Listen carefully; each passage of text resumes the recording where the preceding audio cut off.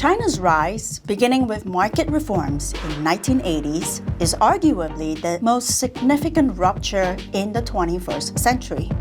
It has shifted the balance of power from the West to the East, reshaped economic relations around the world, challenged long-held assumptions that economic growth cannot be achieved without Western democracy.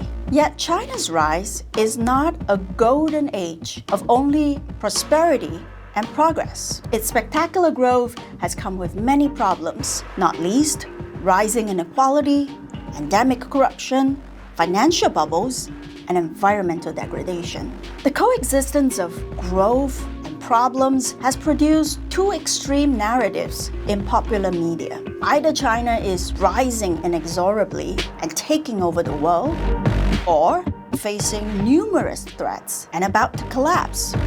One narrative is fearful and the other is gleeful, but neither is correct. There is a better, more rational, and more humane way of understanding China and its seeming paradoxes. Namely, they're not that unique.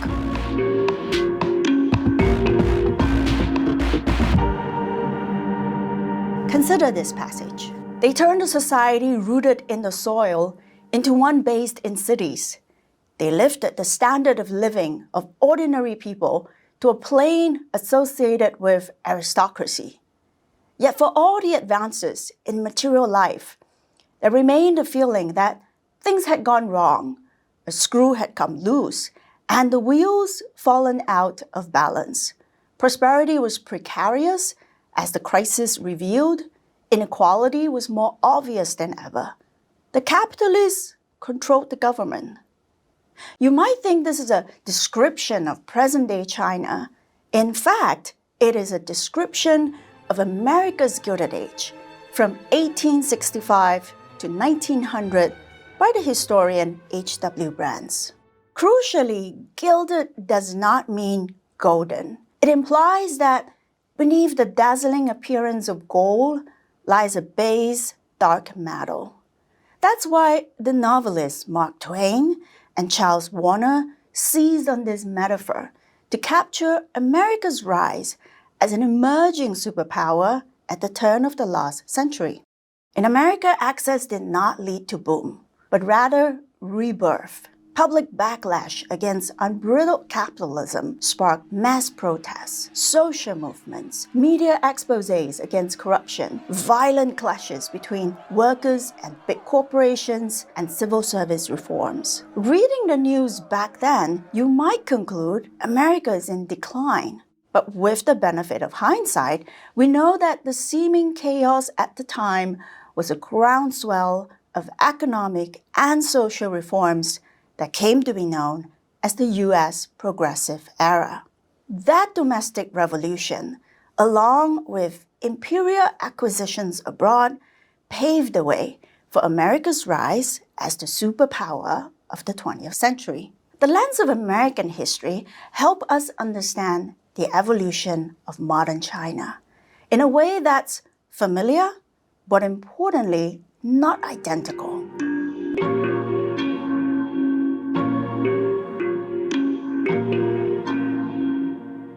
America and China have different political systems. Obviously, America is a democracy, whereas China is ruled by one party. Thus, as we will see, the two countries respond to the excesses of capitalism very differently. One by activating civil society, and the other by tightening political control. As Mark Twain once said, history does not repeat itself, but it often does rhyme. There's a tendency to see China as a static monolith, an authoritarian regime governed by the same ruling party. In reality, since the establishment of the People's Republic of China in 1949, at least 3 different Chinas have emerged under Mao, Deng, and Xi. Mao ruled for a 3-decade period from 1949 to his death in 1976. Under Mao, China was a centrally planned economy cut off from the world. Through mass propaganda, Mao engineered a personality cult. During the 10-year Cultural Revolution, he incited fanatic followers to attack government officials and eventually turn against one another in his scheme to purge moderate politicians whom he saw as his rivals. Mao's personalist dictatorship and the closed command economy inflicted famine, poverty, and mass violence upon the country. After Mao came Deng Xiaoping, who launched Reform and Opening in December of 1978. Interestingly, unlike Mao, Deng was never chairman of the Communist Party. Deng's highest administrative title was Vice Premier, but crucially, he held the post of the chairman of the Central Military Commission. As Ezra Vogel wrote, in the annals of world political history, it would be difficult to find another case where a person becomes a top leader without formal recognition of the succession. Not only was Deng not given an inauguration, there was not even a public announcement that he had risen to the top position. Yet despite the lack of pomp and celebration, China entered a new, miraculous 30-year chapter under Deng, known as the Reform Era. Politics is the foundation of all economic growth. Thus, Deng's reforms rested on a quiet political revolution, a fundamental shift from Mao's one-man rule to a new model of collective term-limited leadership. On the economy, Deng abandoned key elements of central planning, liberated the private sector, and engaged with the United States. On governance, he made the bureaucracy more decentralized, adaptive, and results-oriented. While Deng never endorsed corruption, he announced that some will get rich first, implying that CCP officials would personally benefit from doing their part to drive GDP growth at all costs. This process of reform was not a smooth, straight line, however. In 1989, China was hit by an existential crisis. Mass protests broke out in Tiananmen Square that erupted in a bloody crackdown. Foreign investors fled the country, and the conservative faction had the upper hand. At that juncture, China's market reforms could have been reversed.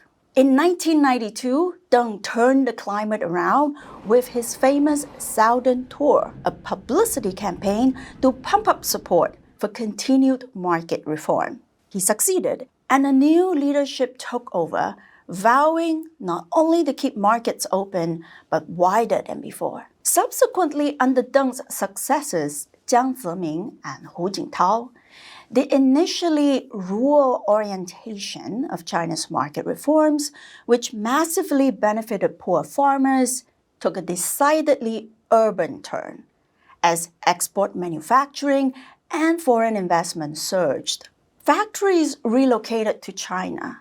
Like in the US Gilded Age, mass industrialization depended on migrants. Except in China, these migrants were domestic. The countryside provided a vast supply of cheap workers who were denied equal access to urban services, thereby keeping labor costs low. Regional, urban, rural, and class inequality grew over time. In 2001, China joined the WTO with support from the United States. From there, its economy soared. At the same time, land and real estate emerged as the favored source of public revenue and a new growth engine.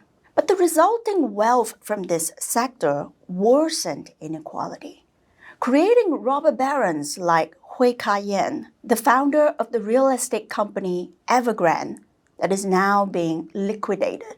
And it enriched speculators, while the majority of Chinese either could not afford housing or paid dearly for it.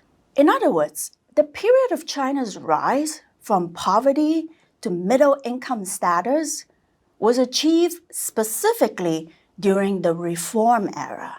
under the leadership of Deng and his successors. In 1980, measured by current US dollars, China's GDP per capita was equivalent to Malawi's, around $300. By 2012, China's GDP per capita grew 21-fold to more than $6,300, whereas Malawi's merely increased to $560. During this 30-year period, China's feat of lifting some 800 million people out of absolute poverty was achieved through sustained national growth, not poverty relief from the government or foreign aid agencies handing out chickens and cash. But while a rising tide raises all boats, not all boats rise equally. This period of China's rise from poverty was also the making of a Gilded Age. When Xi Jinping took over as the General Secretary of the Chinese Communist Party in 2012, he inherited the Gilded Age, the first in modern Chinese history. He presides over a country that is far wealthier than the ones ruled by his predecessors. Does Xi relinquish Deng's humble principles in foreign policy of lying low and never showing off, and projected for the first time since 1949 ambitions to become a global leader? At the same time, he must also confront a host of new problems that come with being a middle-income, crony capitalist economy, for which the party has no playbook.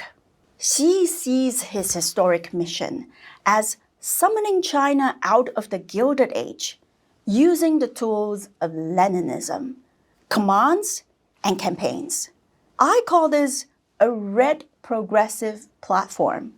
Red in the sense that his end goal is not only to fight graft and inequality, but also to preserve the party's grip on power, even as China becomes more affluent and globalized. Xi's socially progressive goals coincided with an authoritarian revival, a return to the concentration of personal power seen under Mao. Xi has dismantled the collective leadership and informal checks on power that Deng put in place. He has tightened political control and reversed much of the limited political liberalizations that occurred in the previous decades, such as investigative journalism. He has also expanded the state sector at the expense of the private one. As soon as he took office, Xi launched his Red Progressive platform, even though he did not call it that. That began with the anti-corruption drive, the longest in the party's history, and his poverty eradication campaign. It pledged to eliminate the last mile of poverty, some 100 million people, through targeted government assistance in the poorest regions. In 2021, his agenda extended to a crackdown on big private tech companies and celebrities who were perceived as decadent. The private tutoring industry, blamed for creating unequal access to education, was shut down almost overnight by command. But when the regulatory storm in 2021 alarmed investors and wiped out billions in share value, Xi seemed to learn the limits of commands. In a speech later that year, he told an audience of Chinese bureaucrats, "On eradicating poverty, we have plenty of experience, but on managing prosperity, we still have much to learn." Future historians should mark this peculiar moment in history. It is the first time a communist party has tried to order away the problems of capitalism after encouraging it to thrive. 2023 marks a new chapter in modern China. Xi began his third term in office and ended 3 years of pandemic controls. In the past year, China has been struggling with a broad economic slowdown, which is a novel problem for the party that has known poverty, under communism and boom under capitalism, but not a post-boom slump. In the coming years, perhaps decades, Xi's big gamble is that it can mobilize the nation to replace an expired growth model with a new one, focused on technology, clean energy, and advanced manufacturing. That gamble remains in progress. To make sense of the present and peer into the future, we must know the past. In the rest of this series, I'll share the politics and process behind China's escape from poverty into a speedy yet risky, corrupt mode of growth. The first part of the story, how China escaped the poverty trap, is specifically about the reform era. Under the leadership of Deng and his successors from 1978 to 2012. Note that this is not about Mao's period of communist authoritarianism, nor is it about Xi's post-2012 campaign to eradicate the last mile of poverty through targeted welfare. I emphasize this because I've encountered confusion on both fronts, from individuals who conflate Mao, Deng, and Xi into one unchanging China. One person got upset at my first book, How China Escaped the Poverty Trap, because he thought it was apologizing for Mao's atrocities during communism. Another person quoted passages from the book to justify Xi's authoritarian turn. The first person was confused, whereas the second person wanted to confuse. Whether it's my account or other accounts, be sure you know the time period in question. For an analogy, think of America under Obama versus America under Trump. Same country, same democracy, but profound changes in society and foreign affairs. The second part of the story, China's Gilded Age, turns to the dark sides of heady growth, in particular, corruption, and Xi's relentless campaign against corruption since he took over in 2012. Together, I hope they can help you understand how China has come a long way since communism and arrived at its current point, the end of a Gilded Age and the beginning of a still unfolding and uncertain future.